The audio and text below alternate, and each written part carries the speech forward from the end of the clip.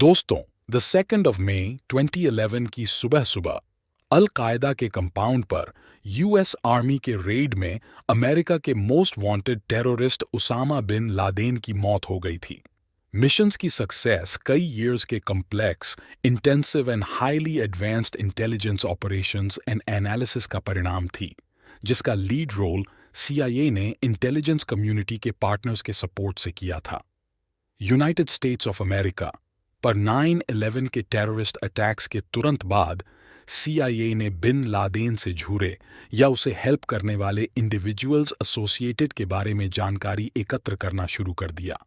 Reporting ने पहले ही स्पष्ट कर दिया था कि वह करियर्स के एक नेटवर्क के माध्यम से कम्युनिकेटेड करता था।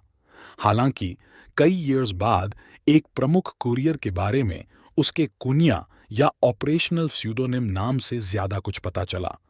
एनालिस्ट ने पाकिस्तान में उस एरिया की पहचान करने से पहले कई और ईयर्स तक काम किया जहां कुरियर के स्थित होने का अनुमान था। 2010 के अंत तक आगे की खुफिया जानकारी ने इस्लामाबाद से लगभग 35 माइल्स नॉर्थ में पाकिस्तान के खैबर पख्तूनख्वा प्रोविंस के एक शहर एबटाबाद में कुरियर्स कंपाउंड की पहचान करने में सक्षम बनाया। कंपाउंड और उसके मेन रेजिडेंस में एक्सटेंसिव सिक्योरिटी फीचर्स थीं जो इस एरिया के लिए असामान्य थीं। बार्ब्ड वायर से ढकी ऊंची दीवारें, double entrances, opaque windows, apparent internet और टेलीफोन कनेक्शंस नहीं, और सभी कचरे को इकट्ठा करने के बजाय जला दिया जाता था। इसके अलावा 2 रजिस्टर्ड ओनर्स काम नहीं करते थे या उनकी आय इतनी नहीं थी कि वे इतने बड़े बिल्डिंग का खर्च उठा सकें।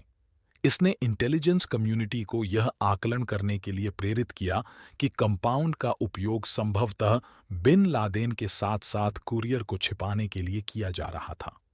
द 2nd ऑफ मई को ऑपरेशन, जिसे द 29th ऑफ अप्रैल को प्रेसिडेंट द्वारा ऑथराइज्ड किया गया था, स्पेशल ऑपरेशंस फोर्सेस की एक छोटी टीम द्वारा एक सर्जिकल रेड था जिसे कोलैटरल डैमेज को कम करने और कंपाउंड में नॉन कॉम्बैटेंट्स या नेबरहुड में पाकिस्तानी सिविलियंस के लिए यथासंभव कम जोखिम पैदा करने के लिए डिजाइन किया गया था।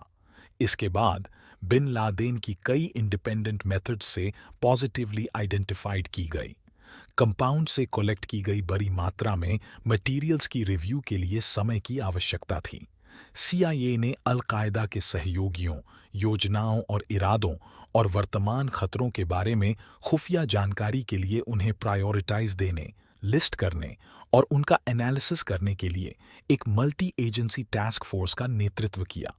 एकत्रित सामग्रियों से संकेत मिलता है कि बिन लादेन अल कायदा में एक सक्रिय नेता बना रहा, जो संगठन को रणनीतिक, परिचालन और सामरिक निर्देश प्रदान करता था। एरिया के दूर दराज के इलाकों में कई अल कायदा सदस्यों से अलग होने के बावजूद वह एक नाम मात्र का व्यक्ति नहीं था। छिपने के दौरान भी बिन लादेन प्रभारी बना रहा। बिन लादेन अल कायदा का फाउंडर और अपनी मृत्यु तक इसके इतिहास में एकमात्र एमिर या कमांडर था। वह संगठन के रहस्य, धन जुटाने और नए रंगरूटों को आकर्षित करने की इसकी क्षमता और आतंकवादी हमलों के लिए लक्ष्य के रूप में यूनाइटेड स्टेट्स ऑफ अमेरिका पर इसके ध्यान के लिए काफी हद तक जिम्मेदार था। उसामा बिन लादेन की मृत्यु ने अल कायदा को बाधित करने, नष्ट करने और हराने के लिए अमेरिका के नेतृत्व वाले अभियान में एक महत्वपूर्ण जीत को चिह्नित किया। यह बोल्ड रेड, जिसने यह सुनिश्चित किया कि बिन लादेन फिर कभी हत्या नहीं करेगा, एक सामूहिक प्रयास था जो खुफिया समुदाय के भीतर बढ़ते एकीकरण और हमारे सैन्य भागीदारों के साथ घनिष्ठ सहयोग का परिणाम था।